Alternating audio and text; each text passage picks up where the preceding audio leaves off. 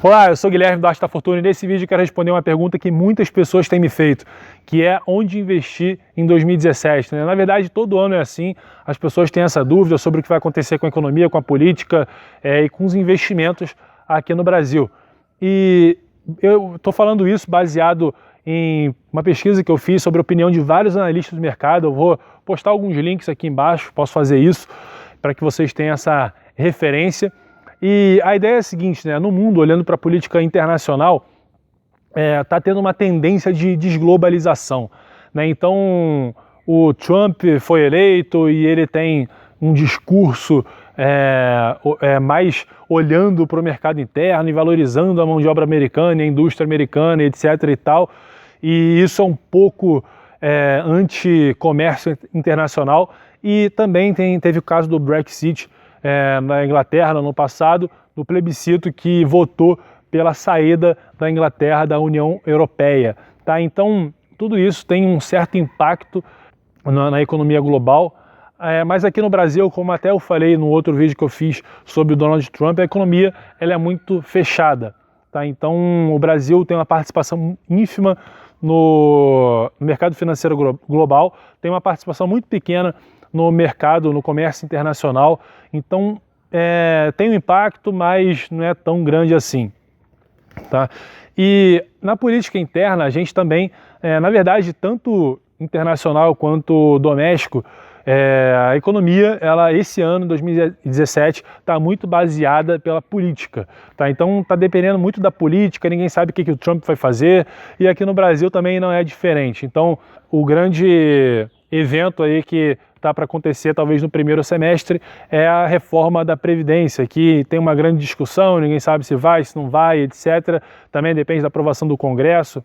Enfim, então tudo isso são questões políticas. Tem a Lava Jato que ainda vai rolar ainda por tempo indeterminado, está afetando outros partidos que não afetava antes, e tudo isso tem impacto econômico também, porque interfere algumas empresas como a Odebrecht e construtoras, etc. e tal, que são muito grandes e que faziam coisas para o governo. Tá? Então, o cenário político ele vai ter um papel importante na economia durante o ano de 2017. E qual que é o problema disso? O problema é que a política não é números, né? A política é muito mais difícil de se prever do que outras questões matemáticas, né, digamos assim. Então, porque a política ela é feita por pessoas, então a questão é a seguinte: se você olhar o Boletim Focus do Banco Central, que é uma pesquisa semanal que o Banco Central faz com os principais analistas do mercado, o Boletim Focus do dia 6 de janeiro, que foi o último que saiu antes de eu gravar esse vídeo, ele fala o seguinte, que a previsão para a inflação até o final do ano dos principais analistas do mercado é de 4,81%, tá, do IPCA, que é o índice oficial de inflação. A previsão da Selic, que é a taxa de juros, está em 10,25%.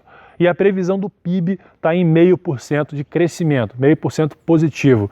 Então, ou seja, a inflação de 4,81% significa queda na inflação, e aí por isso também queda nos juros, que é a taxa Selic em 10,5%. Alguns analistas estão apostando até em juros de um dígito só, ou seja, juros abaixo de 10% e um PIB de 0,5%. PIB de 0,5% não é bom, é ruim, mas é muito melhor do que 2016, 2015, quando 2016 está se prevendo um PIB, uma queda de mais de 3%. Então, 0,5% significa não bom, mas melhor do que o ano anterior. Então a gente tem uma previsão, pelo menos, dos analistas de um ano um pouco melhor do que o ano anterior, inflação mais baixa e, por consequência, juros mais baixos. Tá? E como que isso pode impactar os investimentos? Então, quando os juros caem, se isso realmente acontecer, títulos de renda fixa que são pré-fixados, eles tendem a ter uma rentabilidade melhor, porque você compra uma taxa pré-fixada, vamos supor que os juros estejam a 12%, tá? Vamos só um exemplo. Se você comprar 12 e os juros cair para 10, você está ganhando muito mais do que a taxa média de quando estiver em 10%. Você fixou o seu retorno em 12%, numa taxa maior do que a que você acha que vai estar no futuro. Tá? Claro que isso é uma expectativa. Então, um título de renda fixa pré-fixado, ele tende a ter um bom desempenho, assim como os títulos indexados à inflação também, porque um título indexado à inflação, como por exemplo o Tesouro IPCA, que é um título público, ele rende IPCA mais alguma coisa, vamos supor, IPCA mais 5,5%. Esse 5,5% ele é uma taxa pré-fixada, então você também pré-fixou ali a sua rentabilidade em 5,5%, nesse exemplo, acima da inflação. Então ele também tende a ter um retorno maior quando os juros caem. Tá? Então, e os títulos pós-fixados, pelo contrário, vai ter um retorno menor. Porque se você tem um CDB, por exemplo, que rende 100% do CDI, se o CDI está em 14%, você ganha 14%. Agora, se o CDI for para 10%, você vai ganhar 10%, você vai ganhar menos. Entendeu? Você não pré-fixou, você pós-fixou na taxa de juros que você não sabe quanto vai ser, mas os analistas, baseado na pesquisa do Banco Central, estão achando que vai cair, que vai ser menor, e é muito provável que isso aconteça. Quando os juros caem também, a gente falou agora do mercado de renda fixa, agora mercado de renda variável, né? Quando os juros caem, o que isso acontece em relação às empresas, tá? Empresas listadas em bolsa, em geral, tá? Em geral, o que acontece é que o custo de captação dessas empresas diminui. Então, o juro, ele representa a taxa de juros básica da economia. Então, ele pauta todo tipo de crédito, empréstimos e tal, que são feitos na economia, tanto para pessoa física quanto para pessoa jurídica. Se a taxa de juros básica cai, a taxa de juros lá, quando a empresa vai tomar um empréstimo, um crédito com um banco ou uma empresa de capital aberto na bolsa, lança uma debênture, lança algum título para captar dinheiro no mercado, ela vai pagar também menos por esse empréstimo, por esse crédito que ela está tomando, seja num banco ou seja no mercado. Então fica mais barato para essa empresa tomar crédito. Então, ou seja, isso significa que o custo dela geral fica menor e o lucro pode aumentar por conta disso. É claro que também o lucro depende de outros fatores. Eu estou falando só aqui do lado do custo, mas o lucro vai depender também do lado da receita, né? Então, a receita precisa pelo menos, para você reduzir o custo e ter um lucro maior, a receita pelo menos precisa ficar estável. Se ela subir, melhor ainda, porque eu estou com a receita subindo, o custo caindo, o custo de juros caindo, aí você tem um lucro maior ainda, tá? Mas ela pelo menos precisa ficar estável para você ter um lucro maior quando os juros, o seu custo de captação de crédito cai. Então, isso pode ser bom para as empresas, não para todas, obviamente. Tem mais de, 500 empresas listadas na Bolsa Brasileira e é preciso que você identifique quais são as melhores empresas ou que você veja relatórios, acompanhe analistas para identificar quais são as melhores empresas ou também que você invista num fundo, porque aí o fundo tem um gestor lá que vai ver quais são as melhores empresas para se investir, tá? Quais são as empresas que mais se beneficiam, porque também eu estou falando só de um detalhe aqui, que é o custo de captação, mas, cara, tem vários outros detalhes que impactam todas as empresas e tem vários outros detalhes específicos que impactam cada uma das empresas de cada setor diferente. Então, por exemplo, uma alta de dólar, ela impacta a Vale do Rio Doce de uma forma. Vale do Rio Doce não, né? A Vale. Impacta a Vale de uma forma, mas impacta a Magazine Luiza de outra forma, entendeu? Então, pode ser bom para uma empresa, ruim para outra, enfim. Não sei se eu citei exemplos totalmente adequados, mas enfim. Entendeu? A questão é que cada variável ela vai impactar de forma diferente as empresas. O que eu estou dizendo aqui é de uma variável macro, né? Uma variável que tem um efeito de mercado, assim, que impacta no geral todas as empresas de uma forma que a queda de juros dificilmente vai ser ruim para alguém, tá bom? E o PIB crescendo, enfim, um pouquinho melhor do que o ano passado, né? E isso também pode ser bom para as empresas, tá bom?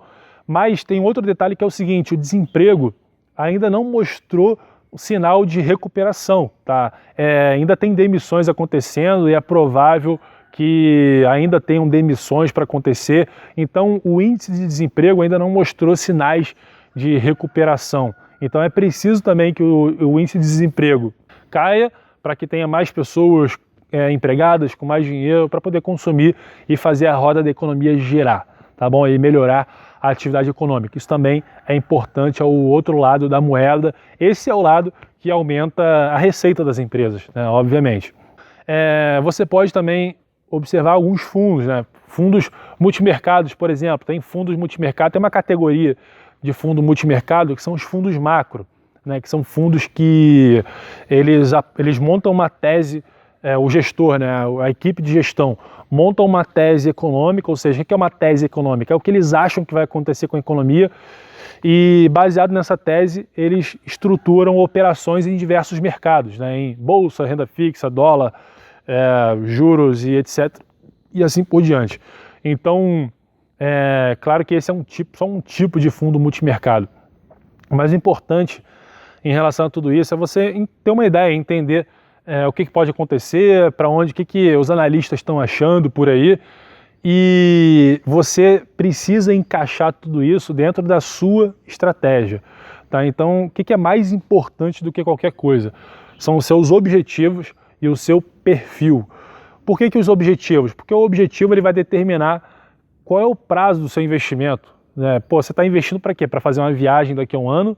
Ou você está investindo para se aposentar, para ter independência financeira daqui a 20, 30 anos? São investimentos totalmente diferentes. E, não, mas eu sou totalmente agressivo, eu gosto de bolsa e não sei o que e tal. Você vai investir talvez uma percentual maior da sua carteira em bolsa. Não, eu sou totalmente conservador, não quero nem ouvir falar de susto, não quero isso, eu quero investimentos tranquilos. Talvez você não invista pouco ou talvez não invista nada em bolsa. Então, você precisa entender isso muito antes de buscar ver o cenário e tal. O cenário, você claro que vai encaixar todas essas informações para poder escolher o investimento ou a carteira, todos os investimentos que você vai fazer, tá? Muito provavelmente não vai ser um investimento só, vai ser uma carteira de investimentos, mas você precisa entender tudo isso. E se você quiser entender um desses mercados, que é o mercado de ações, eu recomendo que você assista, vai aqui embaixo no link da descrição agora e assiste uma aula que meu amigo André Fogaça está fazendo, gratuita, que é como selecionar as melhores ações pagadoras de dividendos, tá? Como selecionar as melhores ações pagadoras de dividendos. Então vai lá, aqui embaixo no link da descrição e assiste essa aula gratuitamente, escolhe lá um horário mais adequado para você, ele vai te mandar o lembrete da aula e você assiste dentro daquele horário, obviamente, que for mais adequado para você. Tá legal? Então, se você gostou desse vídeo, curta e compartilhe para que mais pessoas tenham essa informação. Forte abraço e até o próximo vídeo.